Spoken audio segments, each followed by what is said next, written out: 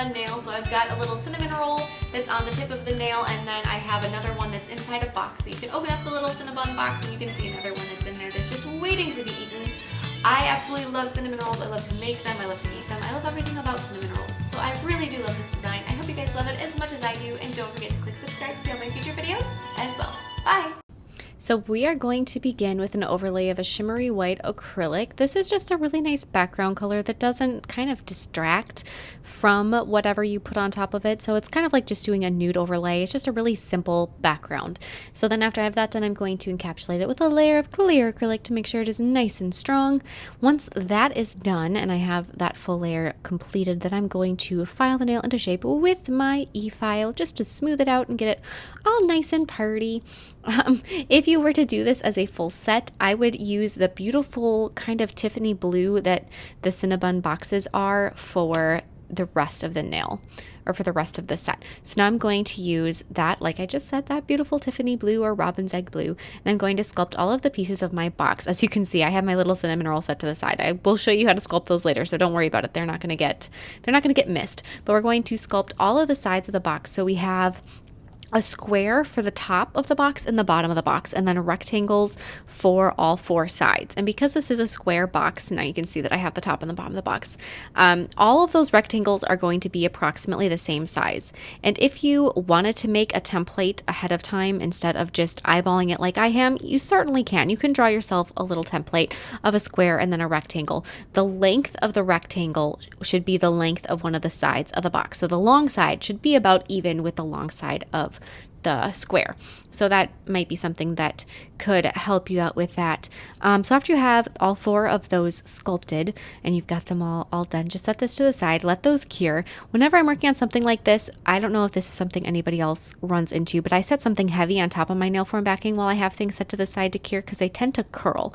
And I don't want these sides to be curled at all. So if you've never done that before, that might help you out. I just put like I say heavy, but like a jar of acrylic on them just to keep that nail form backing flat.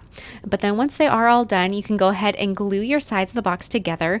As you can see, mine were not glued together perfectly. That first one I glued down is super crooked. Sometimes when I'm working on something like this, my view is partially blocked by my camera, which means that I can't always see what I'm doing. So I'm sort of it's a little bit of guesswork sometimes, but that's one of those cases. And as soon as I got done and I looked at it closer, I'm like, oh my goodness, that is so crooked. How did I do that? But yeah, that would be part of it. But just use your nail glue them together. If you aren't doing it like I am, I would probably set that square down and then look right over the top, straight down over the top of it, to try to get them as straight up and down as possible. But they don't have to be perfect, because you can always file and fix it. This is just a beginning stage of it. But just kind of get them started. And then after you have that, I'm actually going to take my manicure scissors and trim off some of that excess, just because there was a little too much here and there, which is, optional. You wouldn't have to do that for sure. But then after you have that done, you're going to go ahead and secure all of these edges together with a little bit more of your robin's egg Tiffany blue, and just go around and make sure that things are kind of straightened out, secure together, evened out, all of that great stuff. At the end of all of this, if your box still looks a little bit wonky, because mine definitely will, again, remember, there's always a file to fix these problems for you.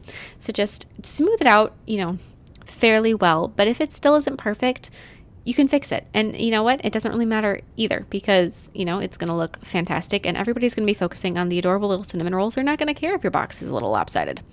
With that being said, I'm now going to be filing the sides of my box with a straight flat hand file, and pick one that's a little bit coarse grit, at least 180 grit or 100 grit. That would be good, but I wouldn't go like 200, 240 or anything like that. You want it to have some power to it. But then file a little groove on one of the sides of your box. It should be fairly long and narrow, so almost the entire length of one side.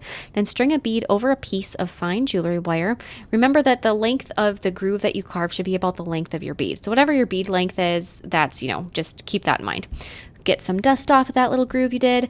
Apply a little bit of nail glue to the inside of the box on either side of the groove. Place your bead and wire contraption right inside there so that the glue touches the wire but not the bead. Secure everything together with a little bit more clear, or not clear, but the teal acrylic, just covering the ends of the wire so that they aren't going to go anywhere. So your bead should be free moving right now and the wire should be stuck. Then Put a little bit of nail glue on the top of your bead and gently set down your box. Try to prevent the bead from spinning while you are gluing it together. Hold that in place, then grab more of your teal, aqua, whatever you want to call it, acrylic, and you're going to apply some of that to your bead, so just to make sure that that is going to stay stuck. Now on a nail form backing, we're going to sculpt our cinnamon roll. Work quickly. So do a layer of a dough colored acrylic and then a layer of a glittery brown. Make sure it's glittery. It just makes it look more sugary and sweet. Then before it all sets and cures, you're going to want to roll that up as quick as, like I said, work quickly. So then roll up your roll and set it to the side, and look at how cute that little swirl is. And you guys, this took like 15 seconds, a cinnamon roll. It is so quick, and they just look so cute.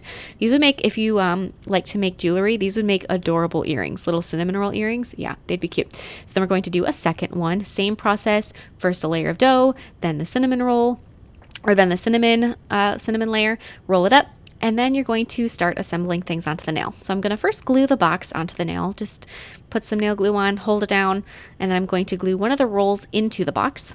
I'm just going to take and set it down in there. Make sure that your cinnamon rolls are a size that will comfortably fit in your box, and then glue the other one on the tip of the nail. Don't knock it off like I just did. Actually make sure that it will stay there. And then you're going to go back to the shimmery white acrylic you used as the base of for your nail color, and then you're going to use that to frost your cinnamon rolls. And make sure that you allow some of the frosting to kind of drip down the sides, kind of let it free flow and do its own thing, at least to an extent. Have some control over it, but just sort of let it drip down. It's so fun. It's so cute to make these little food things. I love doing it so much because I cook them in real life, and then to make little mini versions is it's just a lot of fun for me.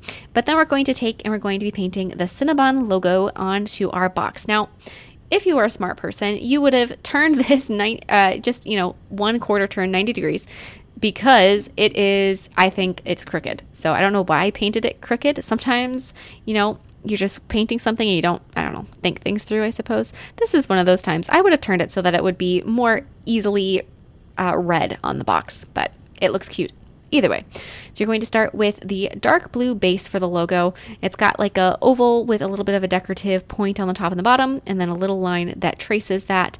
And then with white paint, you're going to write Cinnabon right within that first oval. And if you wanted to do a different kind of cinnamon roll, or not even Cinnabon specifically, you could just, have fun and forget the little box or the logo or anything like that. You could skip that part, but I like it. I like doing little logos. You can go back through with some of your dark blue and touch things up. Apply a layer of gel sealer over the background and then over the frosting.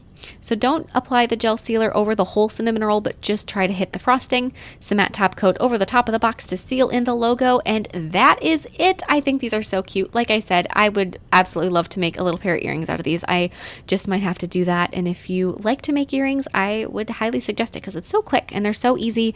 Once you see how it's done, you just 2 colors acrylic, roll it up, and that's it. If you decide to make one of these, I'd love to see them, and I will see you guys next time. Bye!